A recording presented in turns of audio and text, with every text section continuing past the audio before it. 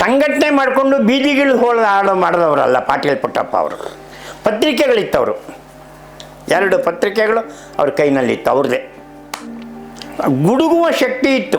ಅನ್ಯಾಯವನ್ನು ಕಂಡ್ರೆ, ಯಾವುದಾದ್ರು ಆ ಒಂದು ಅಸಮತೋಲನವನ್ನು ಕಂಡ್ರೆ ಗುಡುಗುವ ಶಕ್ತಿ ಪಾಟೀಲ್ ಪುಟ್ಟಪ್ಪ ಅವ್ರಿಗಿತ್ತು.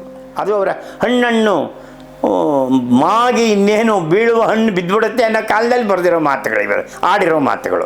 ಈ ಥರ ಅವರು ಸ್ವಲ್ಪ ಕೊಂಕು ಮಾತುಗಳನ್ನು ಆಡಿರೋದು ಉಂಟು. ಬರ್ತಾ ಅವ್ರೊಂದು ಸ್ವಲ್ಪ ಜಾತಿವಾದಿ ಆಗಿಬಿಟ್ರು. ಪಾಟೀಲ್ ಪುಟ್ಟಪ್ಪ ಅವರು ಒಬ್ಬ ಪ್ರೋಗ್ರೆಸಿವ್ ರೈಟರ್ ಆಗಿದ್ದವರು, ಪ್ರೋಗ್ರೆಸಿವ್ ಜರ್ನಲಿಸ್ಟ್ ಆಗಿದ್ದವರು. ಈ ಥರ ಮಾಡಿದ್ದು ಉಂಟು. ಅದು ಅಂಥವೆಲ್ಲ ಸಣ್ಣ ಪುಟ್ಟ 100ರಲ್ಲಿ 1-2 ಈ ಥರ ಅಂದ್ಕೊಳ್ಳೋಣ, ಅದೇನು ದೊಡ್ಡ ವಿಚಾರ ಅಲ್ಲ.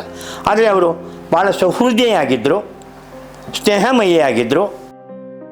ವಚನಗಳು ಬರೆಯೋದ್ರಲ್ಲಿ ಆಧುನಿಕ ವಚನಕಾರರಲ್ಲಿ ಮಹಾದೇವ ಬಣಕಾರಿಗೆ ಬಹಳ ಅಗ್ರವಾದ ಸ್ಥಾನ ಇದೆ. ಅವರು ಕತೆ ಬರೆದಿದ್ರೋ ಕಾದಂಬರಿ ಬರೆದ್ರೂ ಗೊತ್ತಿಲ್ಲ. ನಾಡಿನ ಬಗ್ಗೆ ಸಾಕಷ್ಟು ಬರೆದಿದ್ದಾರೆ. ನನ್ನ ದೃಷ್ಟಿನಲ್ಲಿ ಇಬ್ಬರು, ಪಾಟೀಲ್ ಪುಟ್ಟಪ್ಪ ಮತ್ತು ಮಹಾದೇವ ಬಣಕಾರವರು, ನಾಡಿನ ಭೂಮಿಯನ್ನು ಇಂಚಿಂಚು ಅಳೆದವರು ನೋಡಿದವರು ಅಂದರೆ ಇವರಿಬ್ಬರು. ಪಂಚೆ ಹಾಕ್ಕೊಂಡು ಒಂದು ಶರ್ಟ್ ಹಾಕ್ಕೊಂಡು ಮೇಲ್ಗಡೆ ಅಂಥದ್ದು ಒಂದು ಟವಲ್ಲೋ ಶಲ್ಯೋ ಏನೋ ಹಾಕ್ಕೊಂಡು ಹೊಂಟುಬಿಟ್ಟ ಅಂದರೆ ಒಂದು ಏನು ಗುಹೆಗೆ ನುಗ್ಗಿದ ಹಾಗೆ, ಸಿಂಹನೂ ಈಚೆಗೆ ಎಳ್ಕೊಂಬರ್ತೀನಿ ಅನ್ನೋ ಹಾಗೆ ಮಹಾದೇವ ಬಣಕಾರ ಧೋರಣೆ ಇತ್ತು, ಮಾತುಗಳಿತ್ತು, ಯಾರಿಗೂ ಕೇರ್ ಮಾಡ್ತಿರಲಿಲ್ಲ.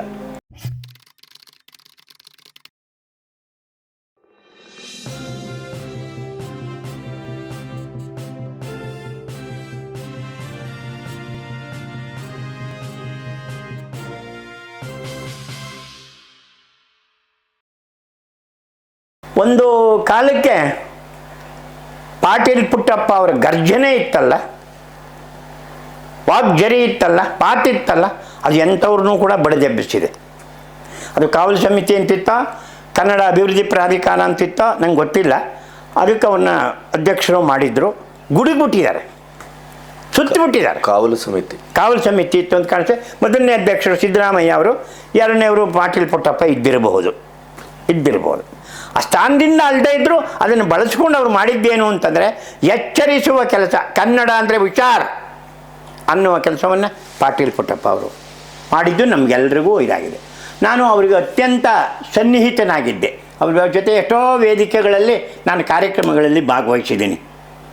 ಅವರು ಅದಕ್ಕೆ ಕಾರಣ ಹಂಪ ನಾಗರಾಜಯ್ಯ ಅವರು ನನ್ನನ್ನು ಎಲ್ಲ ಕಡೆಯೂ ಕೂಡ ಕರ್ಕೊಂಡು ಹೋಗ್ತಾಯಿದ್ರು. ಪಾಟೀಲ್ ಪುಟ್ಟಪ್ಪ ಅವರು ಒಂದು ಕೇವಲ ಉತ್ತರ ಕರ್ನಾಟಕದ ಪ್ರತಿನಿಧಿಯೋ, ಧಾರವಾಡದ ಒಂದು ಸಂಕೇತವೋ ಹೀಗೆ ಹೇಳಲಿಕ್ಕೆ ಆಗೋದಿಲ್ಲ. ಅವರು ಕನ್ನಡ ನಾಡಿಗಾಗಿಯೇ, ಕನ್ನಡದ ನೆಲ ಜಲ ಇದಕ್ಕಾಗಿಯೇ ಅವರು ಹೋರಾಡಿದವರು. ಒಂದು ಸಂಘಟನೆ ಮಾಡಿಕೊಂಡು ಬೀದಿಗಿಳಿದು ಮಾಡಿದವರಲ್ಲ ಪಾಟೀಲ್ ಪುಟ್ಟಪ್ಪ ಅವರು. ಪತ್ರಿಕೆಗಳಿತ್ತವರು, 2 ಪತ್ರಿಕೆಗಳು ಅವ್ರ ಕೈನಲ್ಲಿತ್ತು, ಅವ್ರದ್ದೇ.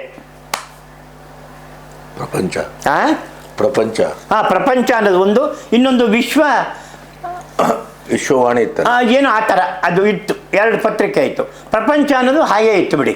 ಅವರು ದೇಶ ವಿದೇಶವನ್ನೆಲ್ಲ ಸುತ್ತಿದ್ದಾರೆ, ಭಾಳ ಸುತ್ತಿದ್ದಾರೆ. ಬಹುಶಃ ಒಂದು ಸಲ ಅವರು ನಾಮಿನೇಟೆಡ್ಡು ಕೂಡ ಆಗಿದ್ದರು ಅಂತ ಕಾಣಿಸುತ್ತೆ. ನಿಜಲಿಂಗಪ್ಪ ಅವ್ರ ಕಾಲದಲ್ಲಿ ಅವರು ಕೂಡ ನಾಮಿನೇಟೆಡ್ ಆಗಿ. ಇವೆಲ್ಲಕ್ಕಿಂತ ಹೆಚ್ಚಾಗಿ ಅವರು ಬರವಣಿಗೆ, ಕಥೆಗಳು ಬೇಕಾಷ್ಟು ಬರೆದಿದ್ದಾರೆ.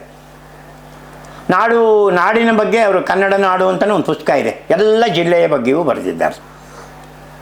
ಓಪನ್ ಹಾರ್ಟೆಡ್ ಅಲ್ಲಿದ್ದರು, ಯಾವುದೂ ಮುಚ್ಚು ಮರೆ ಇಲ್ದೇನೆ. ಅವ್ರು ತಿಳಿದಿದ್ದು ಅಷ್ಟೇ ಅಂತಂದರೆ ತಿಳಿದಿದ್ದು ಇಷ್ಟೇ ಬರೆದಿದ್ದಾರೆ. ಗುಡುಗುವ ಶಕ್ತಿ ಇತ್ತು. ಅನ್ಯಾಯವನ್ನು ಕಂಡ್ರೆ, ಯಾವುದಾದ್ರು ಆ ಒಂದು ಅಸಮತೋಲನವನ್ನು ಕಂಡ್ರೆ ಗುಡುಗುವ ಶಕ್ತಿ ಪಾಟೀಲ್ ಪುಟ್ಟಪ್ಪ ಅವ್ರಿಗಿತ್ತು.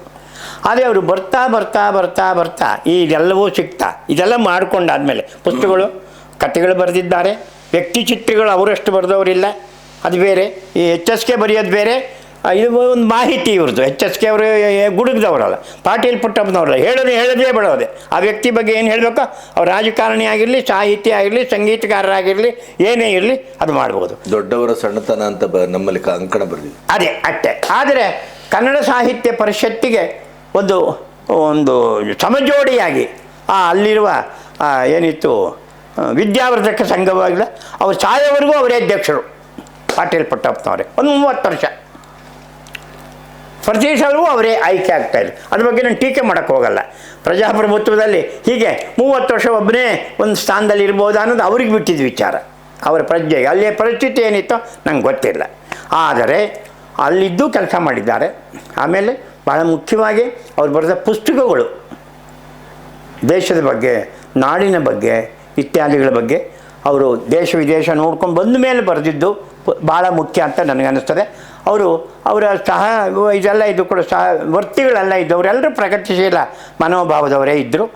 ಅವರು ಯಾರನ್ನಾರೂ ಒಬ್ಬರನ್ನ ಮೇಲಕ್ಕೆ ತಂದಿದ್ದಾರೋ ಬಿಟ್ಟಿದ್ದಾರೋ ನಂಗೆ ಗೊತ್ತಿಲ್ಲ. ಆದರೆ ಅವರು ಒಂದು ನಾಡಗೀತೆ ಬಗ್ಗೆ, ಅಲ್ಲಿ ಗಾಂಧಿ ಬಗ್ಗೆ ಬಂದಿಲ್ಲ ಅನ್ನೋದು. ಕುವೆಂಪು ಅವರ ನಾಡಗೀತೆ ಬಗ್ಗೆ ಮಾತಾಡ್ತಾವರು, ಅದು ಗಾಂಧಿ ಹೆಸರೇ ಇಲ್ಲ. ಅದು ಅವರ ಹಣ್ಣು ಮಾಗಿ ಇನ್ನೇನು ಬೀಳುವ ಹಣ್ಣು ಬಿದ್ದುಬಿಡುತ್ತೆ ಅನ್ನೋ ಕಾಲದಲ್ಲಿ ಬರೆದಿರೋ ಮಾತುಗಳು, ಇವರು ಆಡಿರೋ ಮಾತುಗಳು. ಈ ಥರ ಅವರು ಸ್ವಲ್ಪ ಕೊಂಕು ಮಾತುಗಳನ್ನು ಆಡಿರೋದು ಉಂಟು. ಆಮೇಲೆ ಬೇರೆ ಬೇರೆ ಉದಾಹರಣೆ, ರಮಶ್ರೀ ಮುಗಳೆಯವರ ಕನ್ನಡ ಸಾಹಿತ್ಯ ಚರಿತ್ರೆಯಲ್ಲಿ ಅದನ್ನು ಯುಗ ಧರ್ಮದ ಪ್ರಕಾರ ವಿಂಗಡಿಸಿದಾಗ ಅಲ್ಲಿ ಬಸವೇಶ್ವರ ಯುಗ, ಹರಿಹರನ ಯುಗ ಅಂತ ಬರೆದಿಲ್ಲ ಅಂತೇಳಿ ದೊಡ್ಡ ದೊಂಬಿ ಆಗೋಯ್ತು. ಅದು ಕಟ್ಟಿಮನಿಯವರು ಆದರೆ ಪಾಟೀಲ್ ಪುಟ್ಟಪ್ಪನವ್ರದ್ದು ಸಹಕಾರ. ಸುಟ್ಟುಬಿಟ್ರು ಕನ್ನಡ ಸಾಹಿತ್ಯ ಚರಿತ್ರೆನೆಲ್ಲ ಆವಾಗೆಲ್ಲ. ಆ ಎಲ್ಲಕ್ಕೂ ಇವರಿದ್ದಾರೆ. ಒಂದು ಬರ್ತಾ ಅವ್ರೊಂದು ಸ್ವಲ್ಪ ಜಾತಿವಾದಿ ಆಗಿಬಿಟ್ರು. ಪಾಟೀಲ್ ಪುಟ್ಟಪ್ಪ ಅವರು ಒಬ್ಬ ಪ್ರೋಗ್ರೆಸಿವ್ ರೈಟರ್ ಆಗಿದ್ದವರು, ಪ್ರೋಗ್ರೆಸಿವ್ ಜರ್ನಲಿಸ್ಟ್ ಆಗಿದ್ದವರು. ಈ ಥರ ಮಾಡಿದ್ದು ಉಂಟು. ಅದು ಅಂಥವೆಲ್ಲ ಸಣ್ಣ ಪುಟ್ಟು 100ರಲ್ಲಿ 1-2 ಈ ಥರ ಅಂದ್ಕೊಳ್ಳೋಣ, ಅದೇನು ದೊಡ್ಡ ವಿಚಾರ ಅಲ್ಲ.